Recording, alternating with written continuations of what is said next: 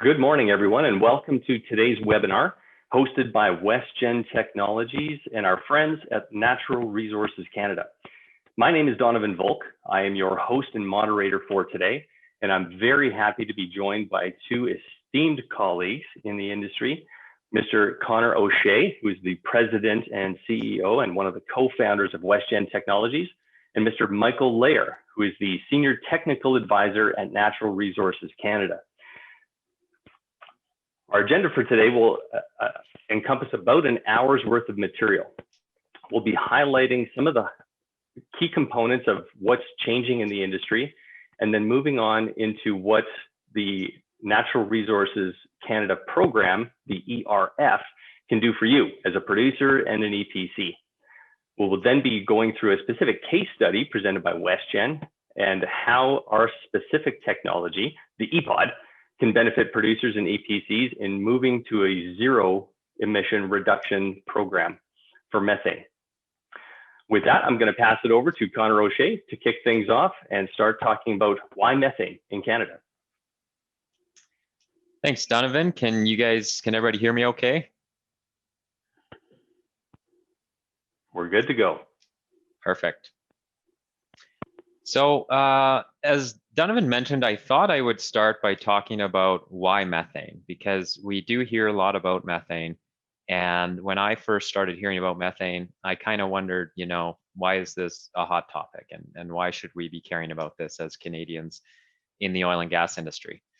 There's three reasons in my mind that I'd like to share. The first one is that methane has a global warming potential of 26 times that of CO2, according to the IPC.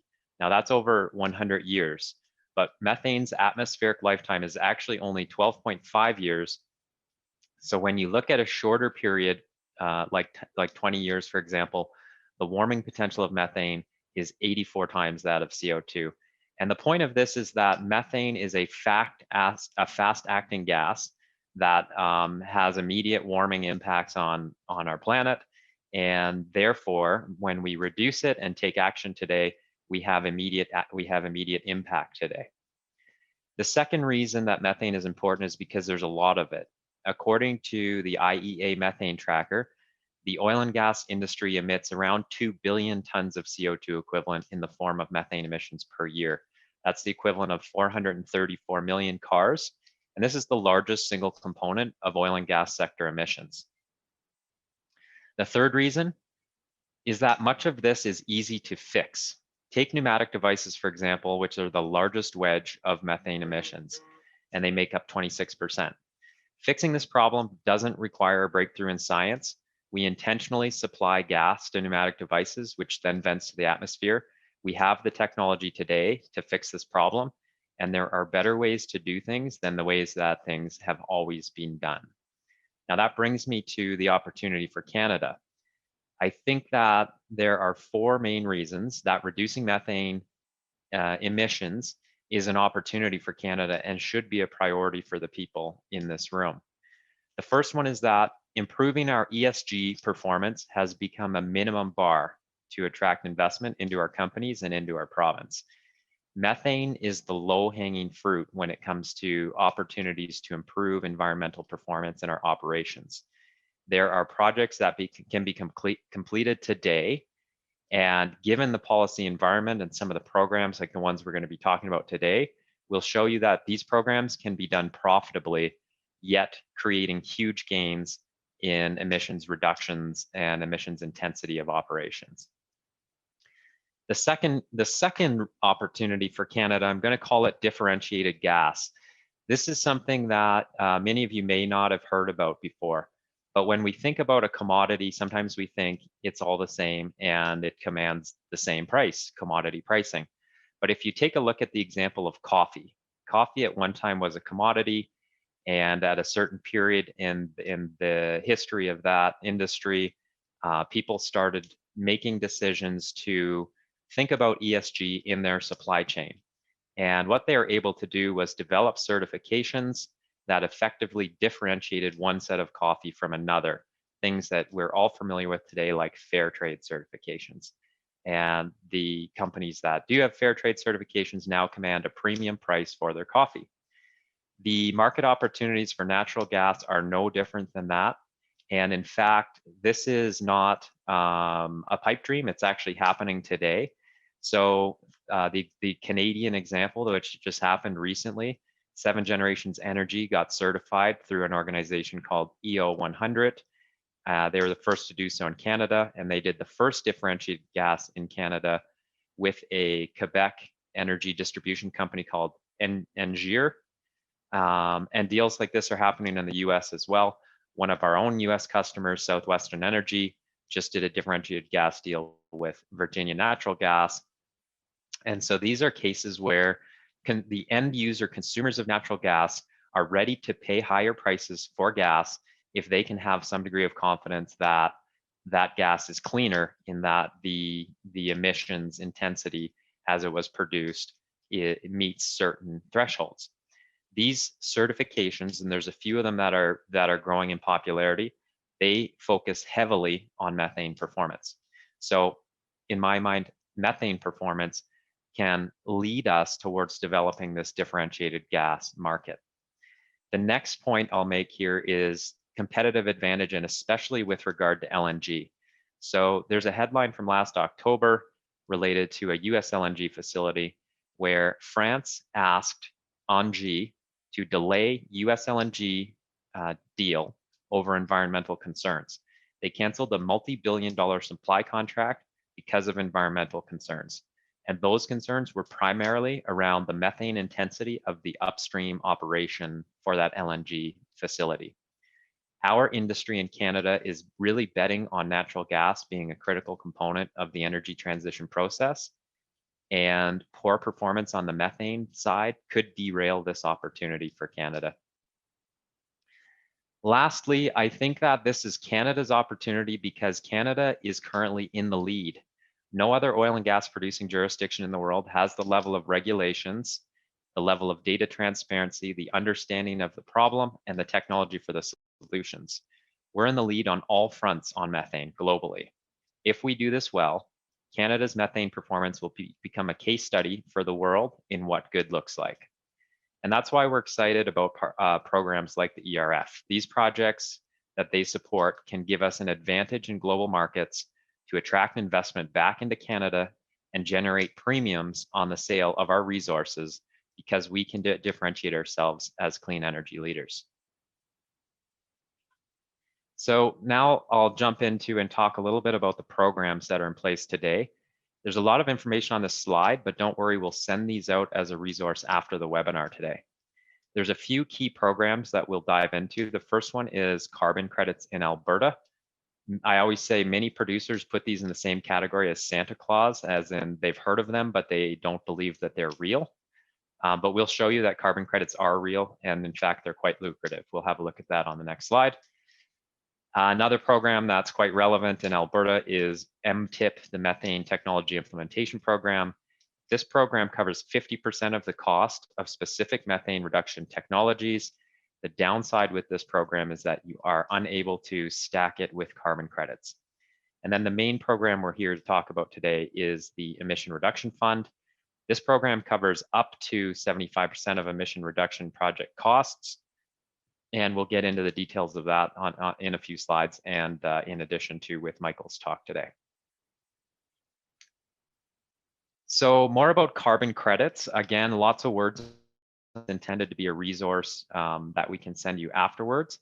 But at a high level, we just wanted to explain how carbon credits work. Carbon credits are generated under the Alberta Emission Offset System when companies complete specific types of emission reduction projects. To be eligible, these projects must follow one of the Alberta quantification protocols.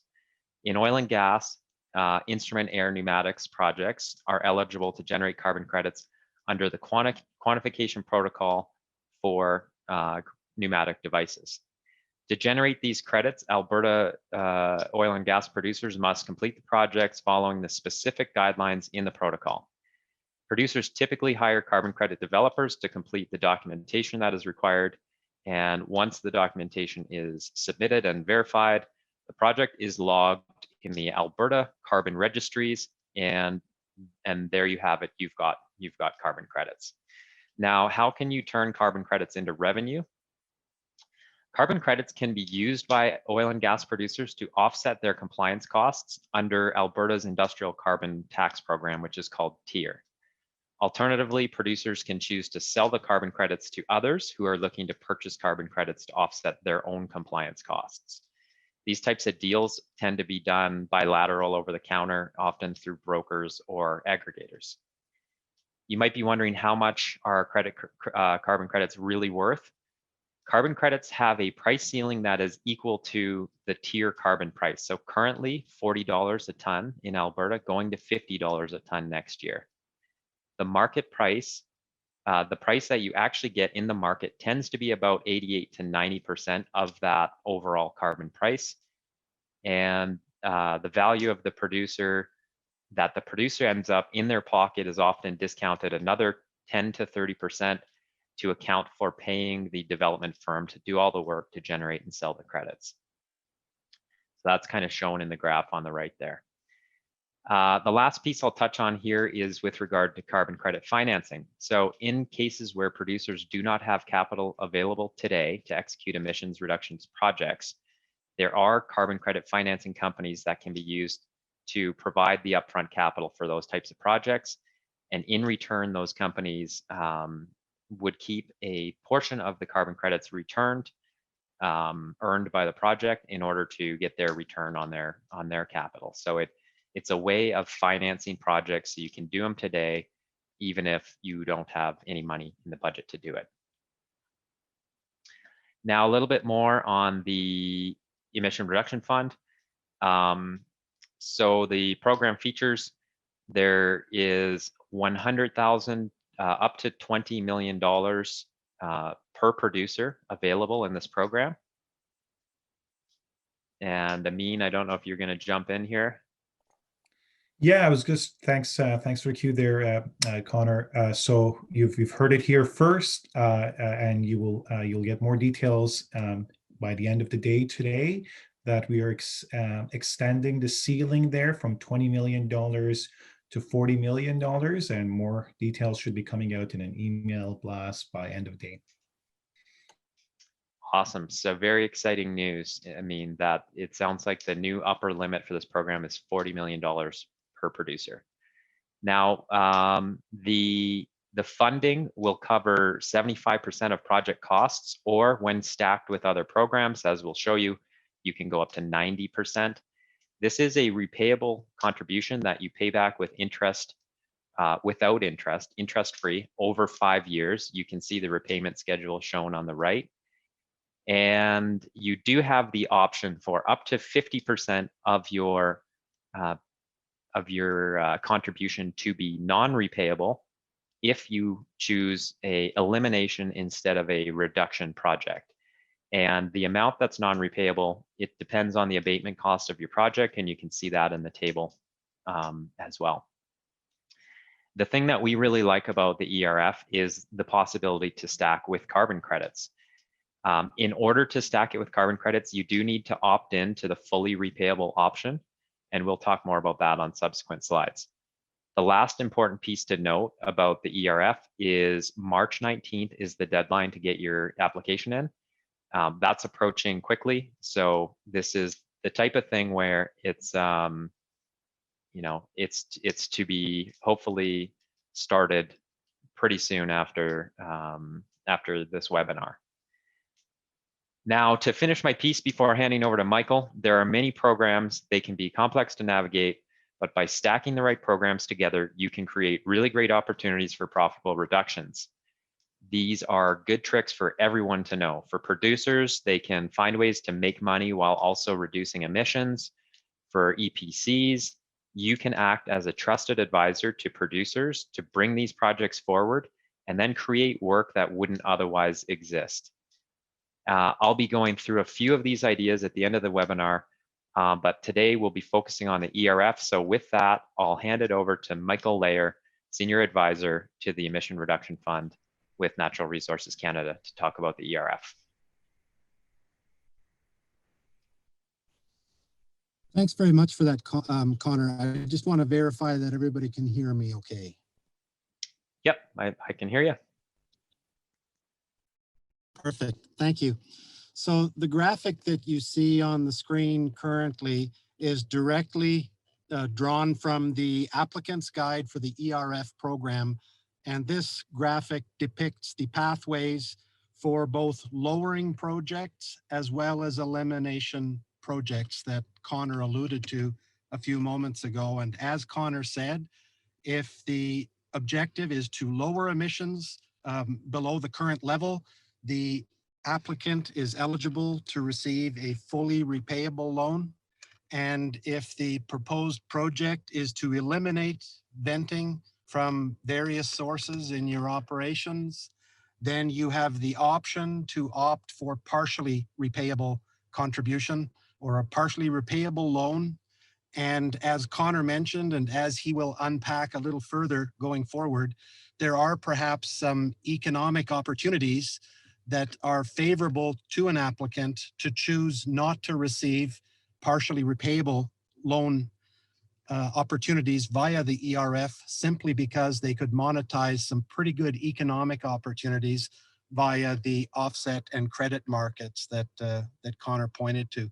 So in the subsequent slides that I'm going to show, I'm just going to unpack some examples of the types of projects that have come forward as of the first intake period. So if you could advance it to the next slide, please, Donovan. Okay, so what we see here is elimination projects that are associated with gas conservation, as well as moving that gas downstream into gas processing. And we've essentially had two types of applications come forward. The first type is where individual upstream producers stand up their own applications in concert, though, with midstream operators who also stand up separate standalone applications into the ERF and submit those. So that makes them eligible for what now will be $40 million each of opportunity based upon the announcement that will be going out shortly. And then those individual midstream and upstream applications are linked together inside the ERF program and become a single system boundary for which the upstreamer and the midstreamer are able to share the partial repayability formula that was depicted in Connor's earlier slide. So this allows for some shared opportunity amongst midstreamers and upstreamers who are collaborating within the ERF system. And the second incarnation of project types that we've received is where midstreamers are standing up project proposals on their own, where they are going directly into the upstreamer facilities with whom they are partnering and assuming all of the capital costs of implementing gas capture and gas conservation schemes within the upstream facility, and then are also building out new or expanding existing gas gathering infrastructure to direct that gas into midstream processing. And this requires simply the collaboration of the upstreamer, but does not require the upstreamer to submit an application or undertake any of the due diligence that's required to pull forward an application into the ERF. And if you look at the graphic that's depicted there, it describes what I just unpacked, but I would like to draw your attention to the continuous metering requirements that are part of the ERF.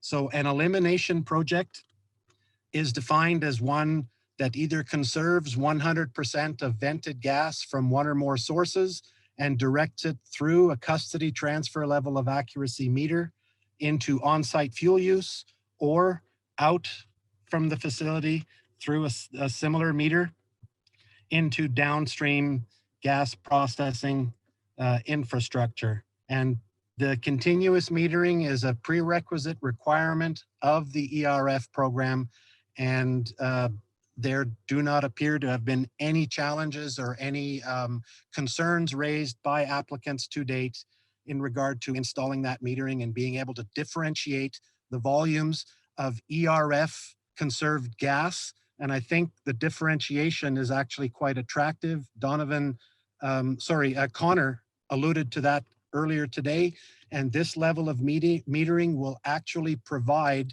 the operators with the ability to continuously differentiate that gas from any other gas or hydrocarbon products that are being produced at their facilities.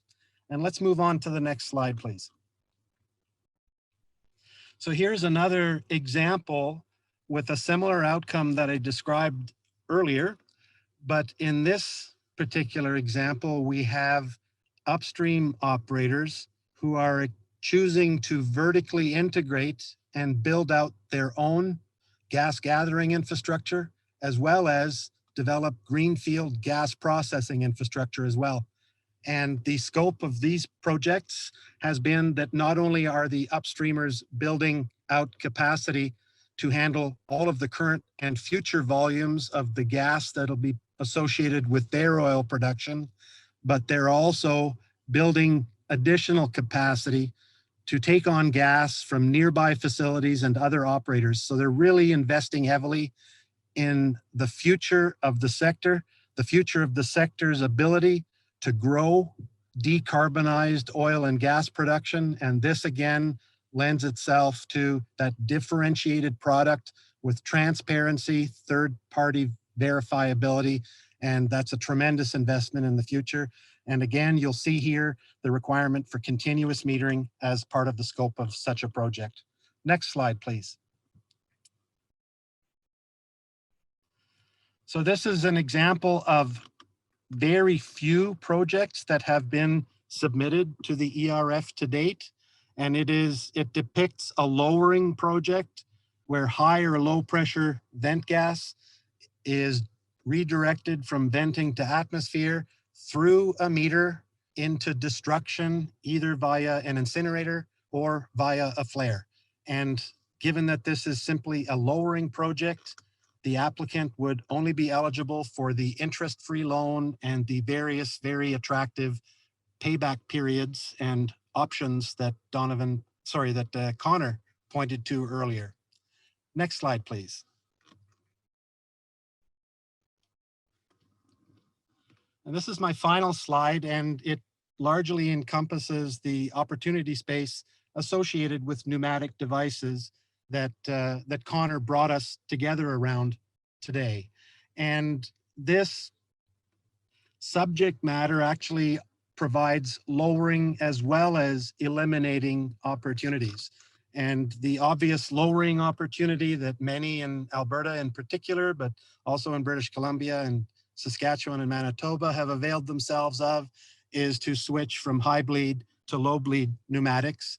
And in that case, an applicant would be eligible for a fully repayable loan under the ERF.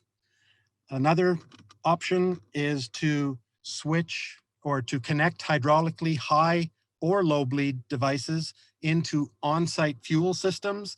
We have one example of that in the first intake period, and that would move that project from lowering to eliminating. And we also have pneumatic device to electric device for elimination. And as Connor mentioned, there's also the instrument air pathway to eliminating, and he's going to unpack that further.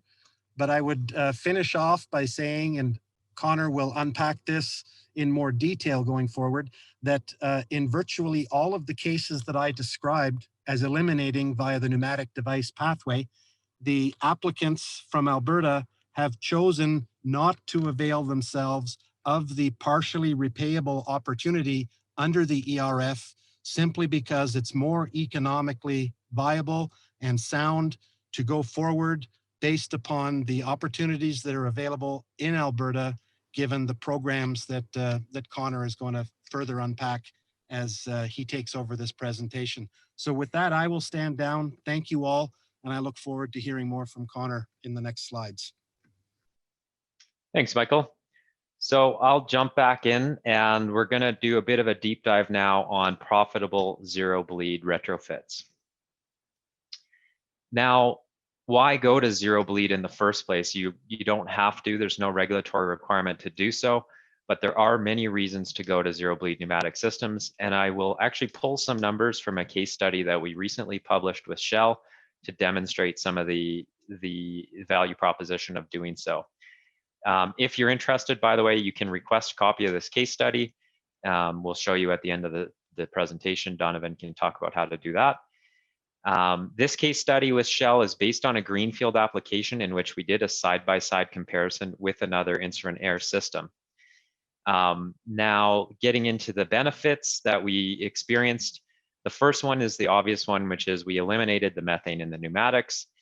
And by doing that, we essentially reduced the system generate emissions by 99.5%. So in this case, Shell eliminated around 1,400 tons of CO2 equivalent per year, while the EPOD generator emitted 17 tons.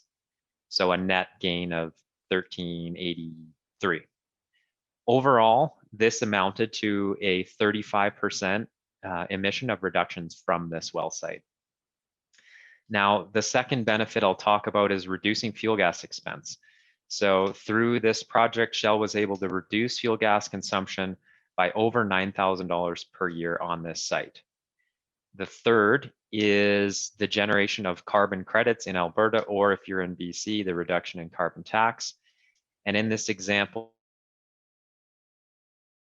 where Shell is in Alberta, this asset is in Alberta, this unit will generate hundreds of thousands of dollars in carbon credits over the next 10 years, and it'll pay itself off in really just under 2 years in this scenario. The fourth benefit to instrument air is reliability. And so I think a lot of operators out there know that, particularly if they have wet gas in their fields, that gas pneumatics tend to get gummed up and freeze up, especially in the winter. The last benefit, of course, is the HSE benefit, as we're eliminating an explosive gas from an atmosphere where operators are working. So let's talk a little bit about the low bleed versus no bleed question. We worked with a subject matter expert in the pneumatics emission space, GreenPath, some of you are probably familiar with them, to develop a methodology to estimate emissions from typical well sites. And what we found was that there are a lot of emissions left behind even after high bleed sites are retrofitted to low bleed. When we replace the gas with compressed air in the pneumatic system, we create a step change in well site emissions going beyond low bleed to reduce the emissions from the system by more than 99%. Now, when you look at the crediting potential of this situation shown on the right, converting a site from high to low bleed nets you about 850 tons per year. That's the difference between the high bleed bar and the low bleed bars. And you get that for 2 years until January 1st, 2023, when the regulations come in. If you look at an instrument air project, for example, or a zero bleed project, it's going to net you 1,800 tons of carbon credits for the first 2 years, followed by close to 1,000 tons for the next 8. And this is where the opportunity to create economic no bleed projects comes into play. It's because of the difference in Alberta on the carbon credits. So how do we select sites that have the best returns, and where are they profitable? Where are these profitable zero bleed opportunities? In Alberta, given carbon credits, the economic threshold is around 500 tons per year of emissions from a single well site. That's what our analysis has shown us. In BC, given carbon tax, that number is closer to 1,700 to 2,000 tons a year. You might find 500 tons a year, you might find that level of emissions or higher on a 3 or greater well pad. And in particular, if you have high bleed pneumatic devices still, or if you have pneumatic pumps, these are going to be good candidates for these types of projects. Batteries and compressor stations, which use instrument gas, are also really good candidates. Any of these locations can be both on or off grid and still receive carbon credits. So I've provided a table on the right here that shows some of the economics you might see based on the emissions level of your site. And you can see that as you get to these bigger sites where you're maybe up as high as 3,000 tons of CO2 equivalent per year, you can be talking about netting $1 million in carbon credits over the next 10 years. And in our analysis, we've come across several sites like this. Now, remember, the numbers that I'm showing you here today are assuming a $50 per ton carbon price. And we've already heard earlier this year that if the Liberals get their way, I'll leave it to you to do the math on what this looks like if carbon price does indeed go to $170 per ton by 2030, as their policy states it will. Okay, so let's talk quickly about deployment of these projects. It's fairly straightforward. It's really just a bolt on to the side of an existing site. Instrument air can be deployed to brownfield sites, and really we just have to supply air to the existing gas manifold and then take the gas and supply that to the unit. There's no need to change out any of the instruments. We can supply air. We have enough air volume to supply air to high bleed devices, low bleed devices, as well as pneumatic pumps. And depending on the size of EPOD that you select for this application, you can also run power to your site or even install some electric heat trace. So now the fun part, stacking, and how do we approach funding? This is the first one that I'll show here. I'll show a few, but the first one, this is our favorite approach. And this one's really about maximizing economic return. So under this combination of using the ERF and offsets together, step one is to apply to the ERF by March 19th for 75% of project capital. Eligible expenses include CapEx, overhead, employee salaries, and engineering, project management, and more. In this scenario, you must then opt in to the fully repayable contribution. And this is to enable stacking with carbon credits. The next step is for the producer to fund the remaining 25% of the project costs, and that can be out of producer capital, or as we mentioned before, carbon credit financing providers such as Blue Source, Radical, Canadian Eagle. Any of those companies can be engaged to provide that remaining 25%. The last step here is to choose good projects, and because you're looking for projects that are going to pay out quickly, most often within 1 year, and then continue to pay out in ways that when the ERF repayment contributions are due, your carbon credit payments are exceeding the value of what you have to repay to the ERF. So we'll show you that an example of that a bit later. Here's another funding approach. Now, this is one where you might choose if you were looking to minimize upfront capital and you weren't as concerned about the longer term economic return. In this scenario, you would apply to Alberta, and this is in Alberta only, you would apply to the Methane Technology Implementation Program for 50% of project costs. And then, as the second step, you would apply to the ERF by March 19th, and this application would allow you to get up to 90% of your project capital covered between the two programs. In this case, producers would pay the remaining 10%, and then based on the abatement cost of the projects, you may have to pay back somewhere between 20 and 40% of the overall project cost to the ERF over time. And so I've shown the little funding breakdown here on the slide to give you an idea of what that looks like. The next example I'll have a look at is really the same as the MTIP program, except this one is for BC, and it's using the Clean Growth Royalty Infrastructure Program. Now, the way it works is exactly the same as what I just described. The catch with this one is that the applications for CGRIP open in spring of 2021, and we don't have all the details yet. So in this case, you would need to apply for the ERF ahead of time and then wait until spring of 2021 to apply for this BC program. And again, you'd be able to stack those two together to achieve up to 90% of the funding for your project. So how do we turn up the good, profitable projects?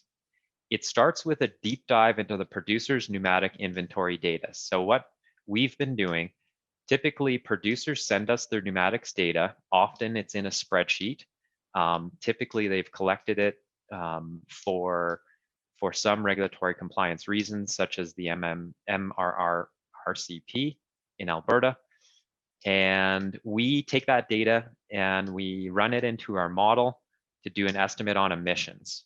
Our model uses AER Manual 15 and manufacturer's data, and then we typically add a layer of due diligence by confirming pump run times, and in particular, if there's sites that just don't look quite right, we'll usually do some back and forth with field operators in order to validate that data.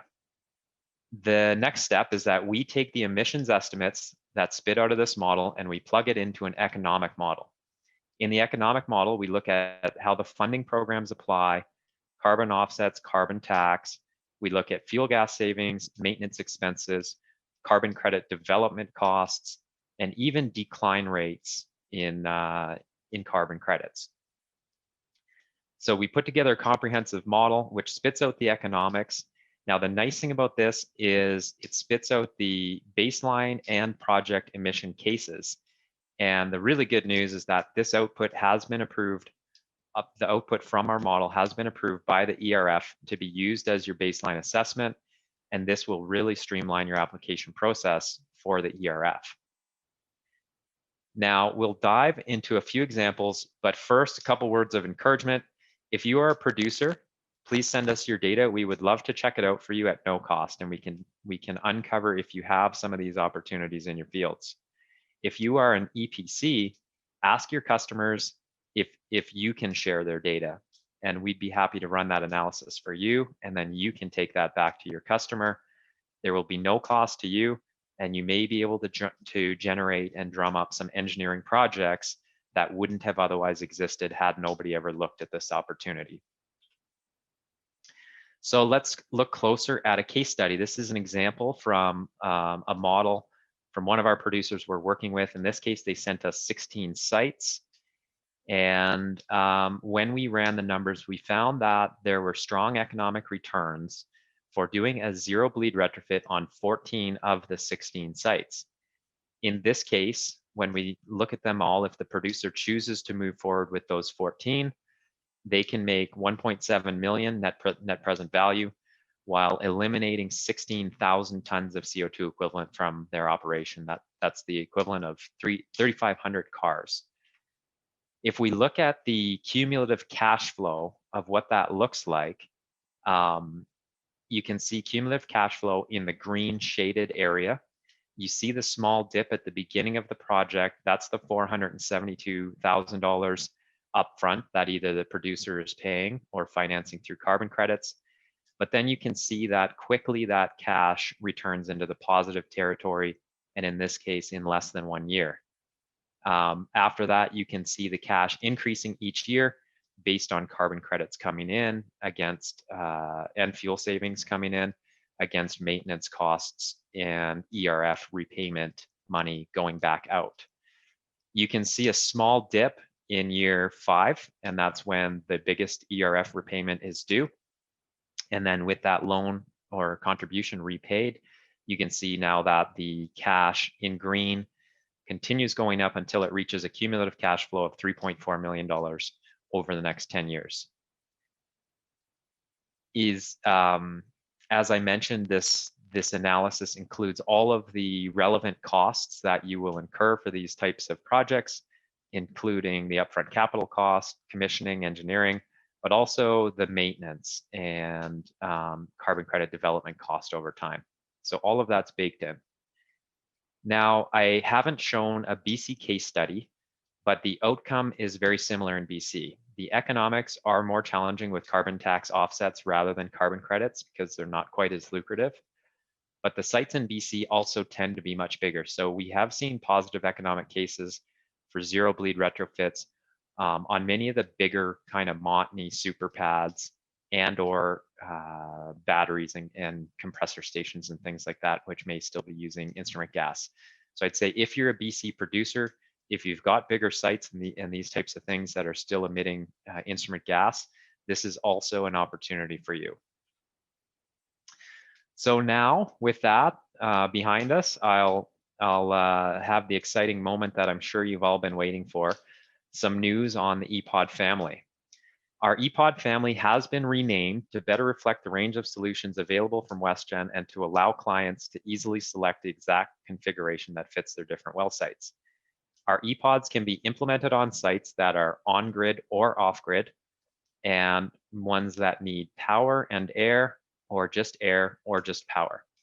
We listened to the feedback from our early customers like Shell, Petronas, and Painted Pony, who love the design of EPOD, the common components, the simplicity of the design, and how easily it could be implemented into their new well sites, but that they needed something more fit for purpose for the retrofit application.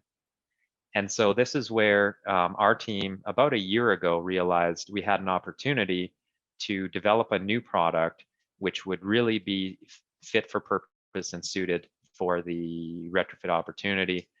At the time, Emission Reduction Alberta had announced their natural gas challenge. So we reached out to Emission Reduction Alberta and we applied for and won a grant of $1.3 million to develop our new solution. Our engineering team worked hard to take everything we had learned from the 1,000 hours of design, testing, and field proven feedback to develop this new solution. And today we are very proud to announce it. It's called the EPOD-Mini. And here's a picture.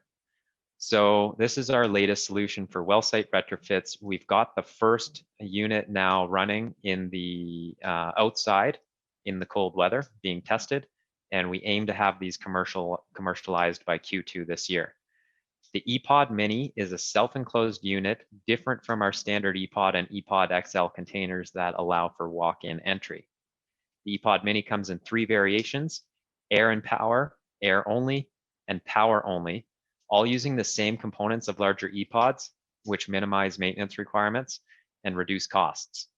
The current model is built with a 6 kilowatt generator capable of running a 5 horsepower air compressor to provide up to 18 standard cubic feet per minute to well sites. There is not shown on this screen an optional solar panel and battery array that can be added to turn the unit into a hybrid capable of extending the maintenance interval up to 12 months.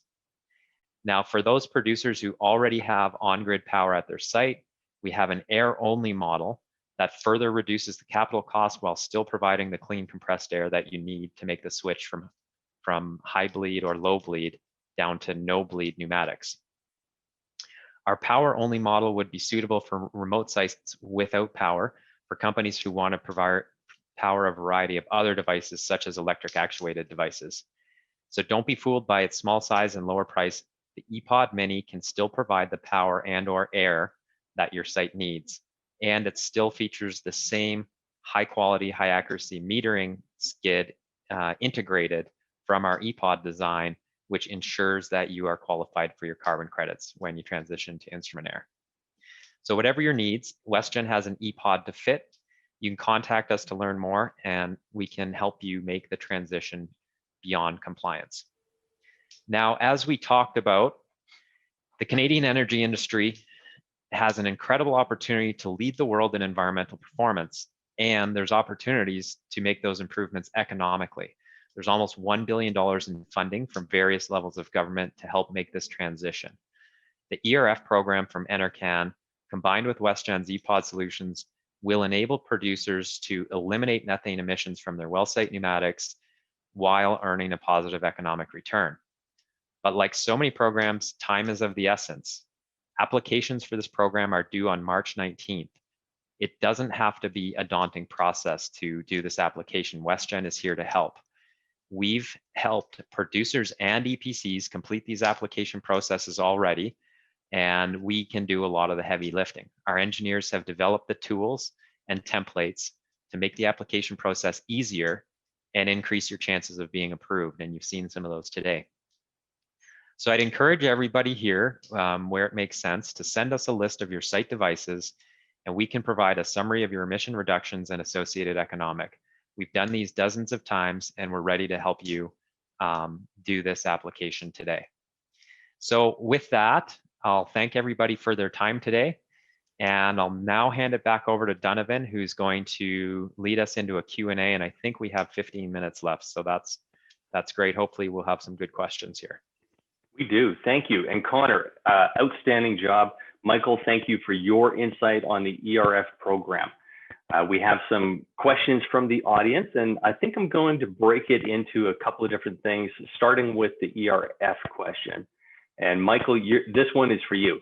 The question is from Chris. He's asking, when giving credit for 100% of gas capture to reuse that gas on site as on-site fuel, does it matter how that fuel gas is used?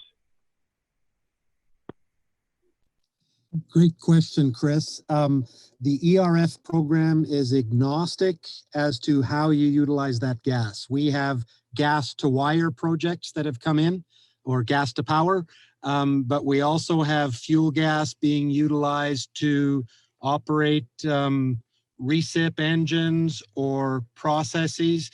And, you know, Connor gave some examples. Fuel gas could be directed towards an EPOD, for example. So as soon as the natural gas that's been conserved passes through that custody transfer level of accuracy meter into your fuel system, that molecule of methane is outside of the ERF system boundary and has qualified you for elimination.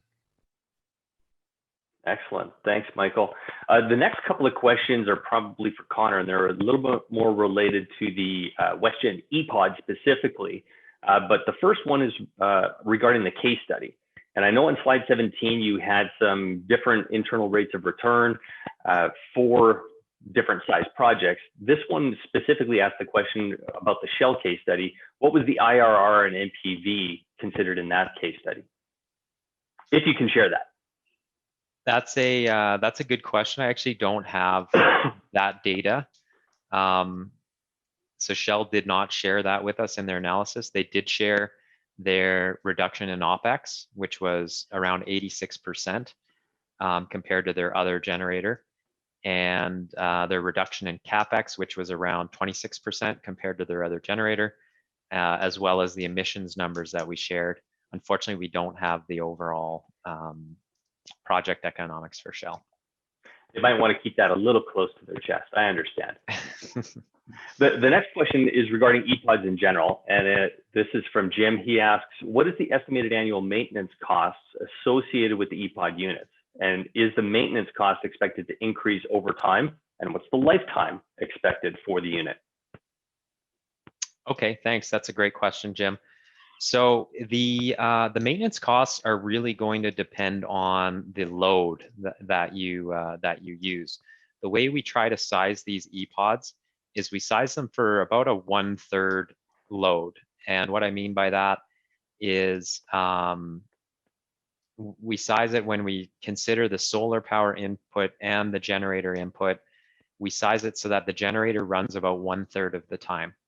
And that way, the 2,500 hour maintenance interval that our generator has, that leads to a 1-year maintenance interval when the generator is only running 1/3 of the time. Now, having said that, the maintenance is very typical things that operators can do themselves. So we're talking about oil changes, tightening belts, things of that nature. The costs that when we run all of the costs into our model, they tend to average out around $2,000 to $2,500 a year. The generators themselves will last 40,000 hours. Again, it's going to depend on your run time, on your duty cycle, how many years that 40,000 hours ends up being. But we've seen, things like, I think, and this would be a better question for Ben, but I think we're doing head gaskets at 8 years and things like that. Ultimately, these things are very robust generators. Perfect. This kind of goes to a question that I partially answered during the session, but it comes from Peter, and he is interested in the EPOD as a solution, and he's wondering what would prevent a competitor from just copycatting the design. Do we have any patents? Is there anything that's unique about the EPOD that would help differentiate us from other people providing similar solutions or companies doing things like this on their own? Yeah, that's a great question. So there's a couple ways to answer that. The first one is we have applied for a patent for the EPOD, and it's really related to the way that we've integrated the parts and how we've used our electrical system design to enable the EPOD to run on variable qualities of gas, including fuel gas and wet fuel gas, while still providing very high quality and reliable power downstream of our system. So that's really what our patent is around. Now, I know that, you know, I've been in the industry long enough to know that a patent isn't a silver bullet in this industry. We do expect that there will be and are competitors who are going to say that they can do the same thing as us. The other thing I'd point to, though, is that we've been really working on and continuously improving this design for over 2 years. And particularly with the money that we've received from Emission Reduction Alberta, we've been able to hire some experts in the fields of things like user interface design. And so we're currently in the process of really making this unit as user-friendly as possible. And we've put a lot of engineering horsepower into the interface of all the components in this unit. So I think that what producers will find is if they go out and buy something one-off from a fabrication shop, they may get a different, potentially even a better price, but they're not going to find the level of engineering and thought that's been put into every detail around the integration. And you're not going to get the same performance in terms of reliability, and you're not going to get the same performance in terms of ease of use.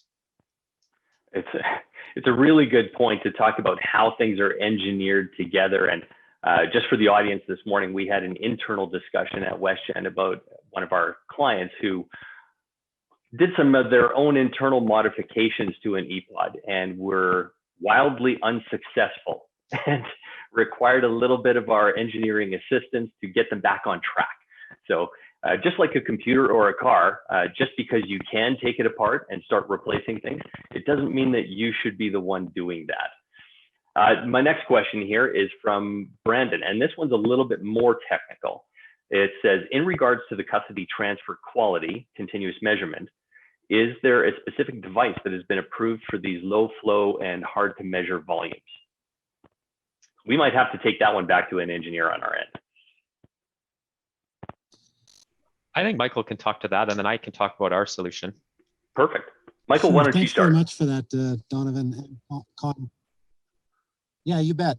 So we do not prescribe any particular manufacturer, and we direct people to guidance that currently exists amongst the various jurisdictional regulators, for example. And I guess the hints I would give to help inform your decision-making is to concentrate on the levels of certainty that custody transfer requires, as opposed to the technology or the manufacturer. Maybe I'll stop there. Connor, do you want to add more and pick up in particular with regard to your low flow applications and solutions? Yeah, thanks, Michael. So we've put a lot of work into understanding the options out there for metering. I think we've evaluated over 45 different meters, and we've landed on a number that, depending on the flow rate that the application is going into, there's different meters that we choose. We've seen that especially at low flow rates, like one standard cubic feet a minute or below, it becomes very difficult. So you need a really specific meter to measure that and maintain that plus or minus 5% accuracy, which is what is required in the pneumatics protocol. And so we've got kind of a lineup of 2 or 3 different meters that we use depending on the application, where we've balanced that need for high accuracy with the cost. And we're happy to help kind of spec out meters and things like that. If you guys have questions about that, feel free to reach out and we'll share some of the things that we know. We've got 2 final questions, and then I think we'll just wrap up for the day. The next question comes from Abdullah, and Michael, this one's for you. Does the ERF program apply to helium producers? Thanks for that question, Abdullah. So I would encourage that that you visit the applicant's guide and make yourself familiar with the terms and the conditions in that guide. The ERF program was designed for primary upstream oil and gas producers. So if you are a primary helium producer and are not currently identified by a jurisdictional regulator as producing oil and gas into the value chain and into the market system, then I would suggest that you are outside of the scope. Whereas if you are a primary gas producer and one of your unit operations is to chase the helium commodity as part of your operation, then potentially you could be eligible. Thank you.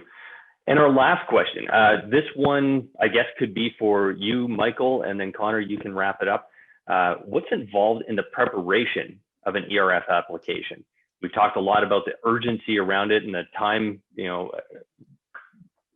remaining until March 19th to get your applications in. But how much time does it take to compare? Is there a level of effort or expertise that you can tell people? And then Michael, maybe you answer, and then Connor, you can provide a little bit more insight as to how Westgen can help. Sure, thanks for that, Donovan. So there are numerous answers to this question that are predicated on the scope of complexity of the application. So if we were to go to an extreme, the example one that I gave, where two individual upstream and midstream operators were standing up individual projects that were quite complex and linked, I think it's fair to say that those projects were already being developed or were being thought of in advance of the very tight first intake period. And the ERF was intended in the first intake period to pull forward projects that were far enough along in design and had approvals for financing and for implementation. And COVID-19, coupled with the Saudi-Russian price war that affected the world, might have been delayed or truncated for a time. So I think it's safe to say that developing those projects from the ground up fresh takes more than a few weeks. It takes months at times. So we strongly encourage that people consider, if you've got very complex projects, instead of starting from scratch necessarily, think about as-built opportunities that you've already undertaken that could be scaled and pulled forward with a perhaps reduced level of effort. And implicit in that suggestion is that as-built is going to be familiar to CFOs,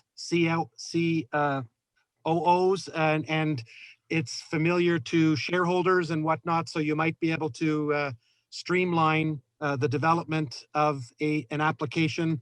And keep in mind that to be successful, any application into the ERF requires, as Connor alluded to earlier, a baseline opportunity assessment that is certified and accurate, certified by a Canadian engineer licensed to operate in Canada. And secondly, it also requires a class 3 or better cost estimate. And the or better, I draw your attention again to consider pulling forward as-built opportunities that you might have in your quiver and capitalize upon this ERF opportunity that way. Connor, do you want to take it from here? Yeah, thanks, Michael. So I will focus just on the scope of instrument air projects to simplify my answer to the question. And I'd say that don't be intimidated by what seems like potentially a lot of work to make this application, because if you're looking at instrument air retrofits, we've developed a process internally at Westgen that we can take your pneumatics data and basically a day later spit out all of the things that you're going to need for your application, including your baseline assessment, your cost estimates, all of those types of things. And then, of course, there's some due diligence and a few other sections of the report that need to be filled in. But we've got, we've been through this before, so we've got a lot of stuff that's already done at our disposal that we can use to help make this very painless and streamlined for you if you're interested in this application. Excellent. Thank you, Connor. Thank you, Michael. Connor, if you'd advance to the last slide, we'll wrap things up here. We're nearing up to the top of the hour. As you can see from this slide, we have a number of different resources that we want to put all of our attendees in contact with. As I said at the beginning, the slide deck and this recording will be provided to all attendees shortly after the webinar ends, probably within the next 24 hours. If you need additional help from us, please feel free to reach out. We're happy to assist. And with that, I will wrap things up, let everyone get on with their day. For all those that attended, all nearly 100 people who made this a most successful webinar for Westgen. And thank you again to our friends at NRCan, Michael and Amin. Thank you for attending. Thanks, guys. Have a great day, everyone.